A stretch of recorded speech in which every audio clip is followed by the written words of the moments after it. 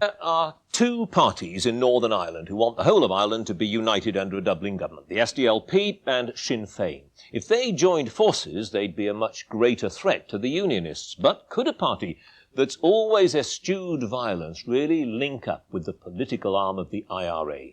Laura Trevelyan's been looking into the growing pressure for an electoral pact between Sinn Féin and the SDLP.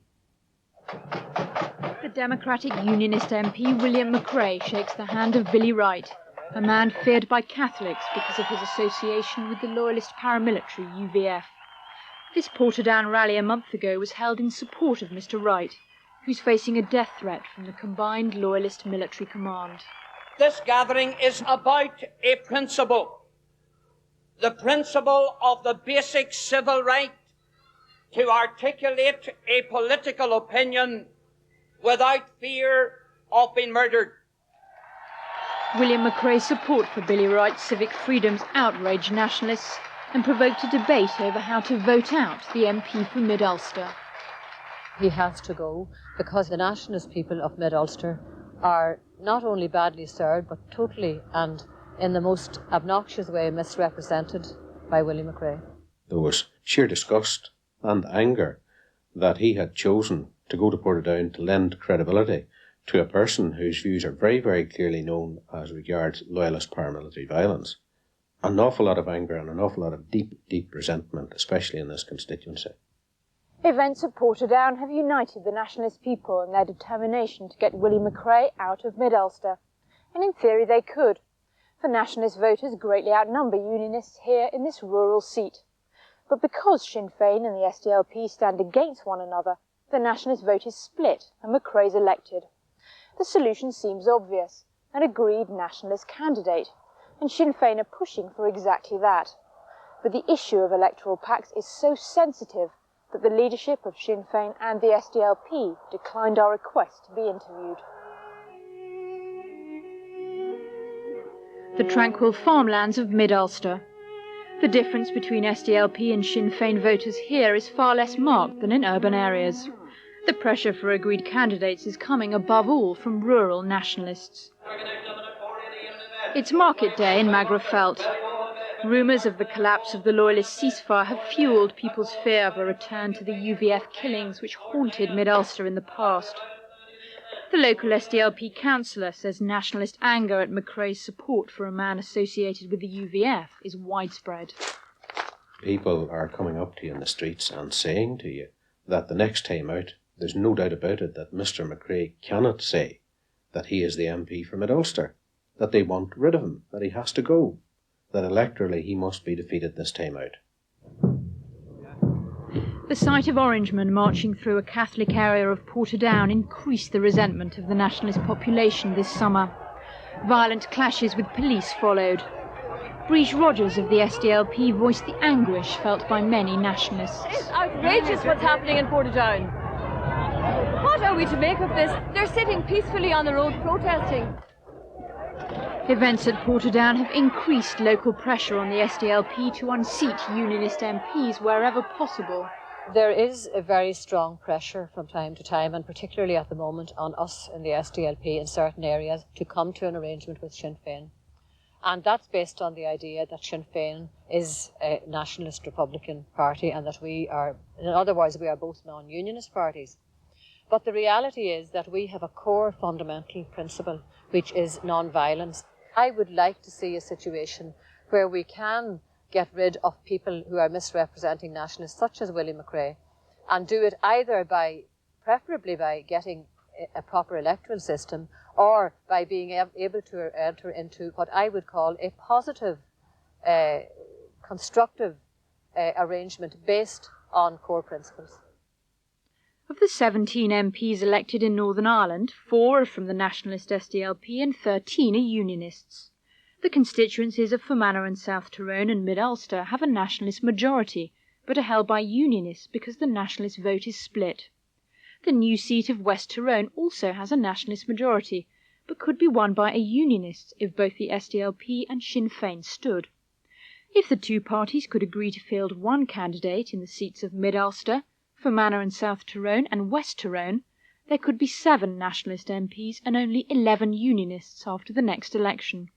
But pacts are fraught with difficulties for the SDLP.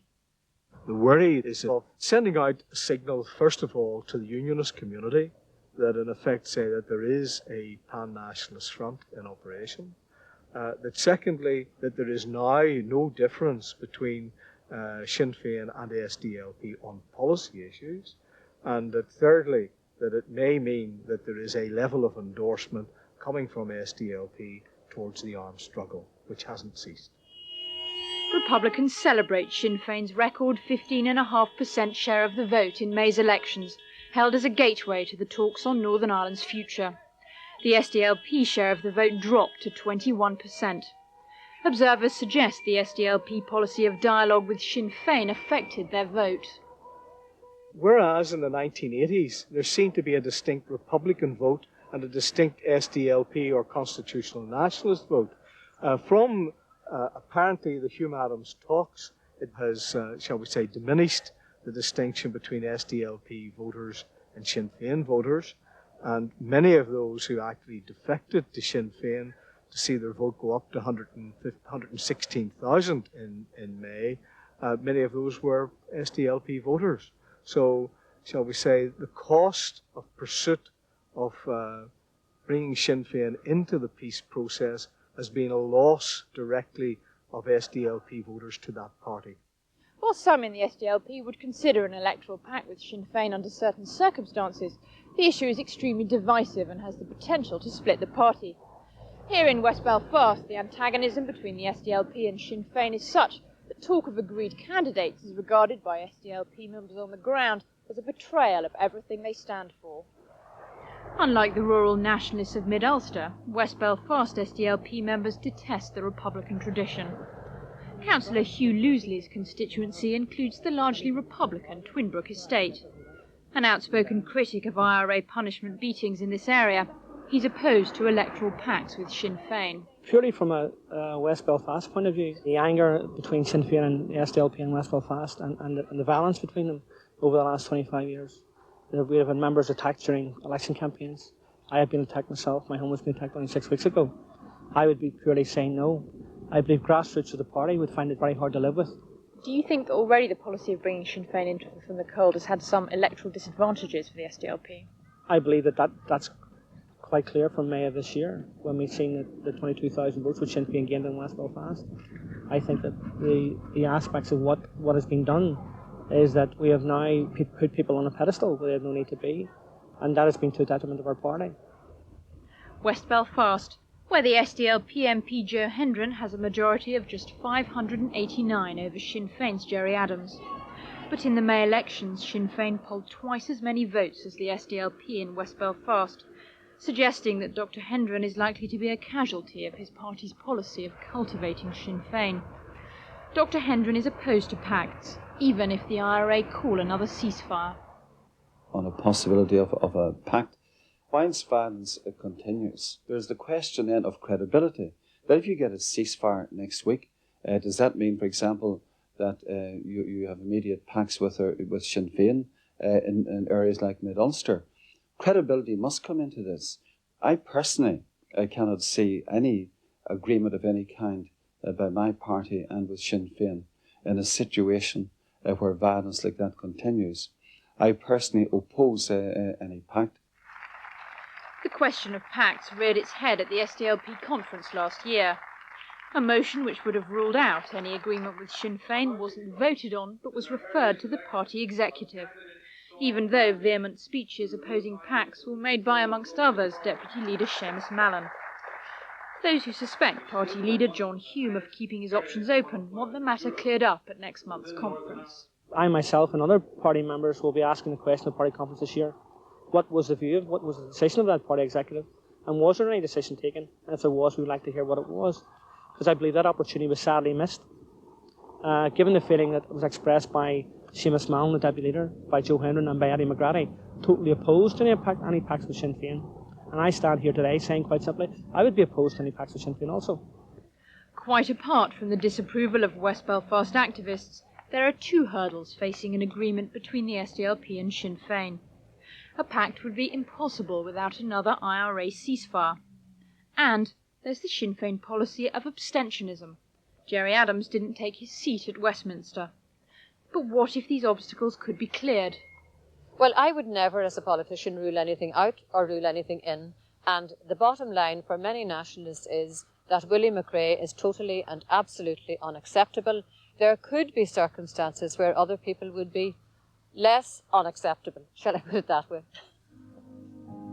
On a hill far away stood an old rugged cross. The Reverend William McRae's success as a gospel singer is legendary. Whether he could perform as well against an agreed nationalist candidate at the general election is another matter. But McRae may not have to worry. The SDLP could decide that the price to be paid for getting rid of him is just too high, as a pact with Sinn Féin could compromise the party's core values and threaten its very survival. I want to thank you all for the overwhelming support on the Troubled Land. Please do like and subscribe, as it helps us to grow the channels and spread awareness on this terrible conflict. If you haven't already, make sure to check out our second channel, which deviates from mainstream documentaries and delves deeper into personal stories that have arisen from the conflict. Many thanks to all our Patreon members. If you haven't already, please do join for free. The link's in the description.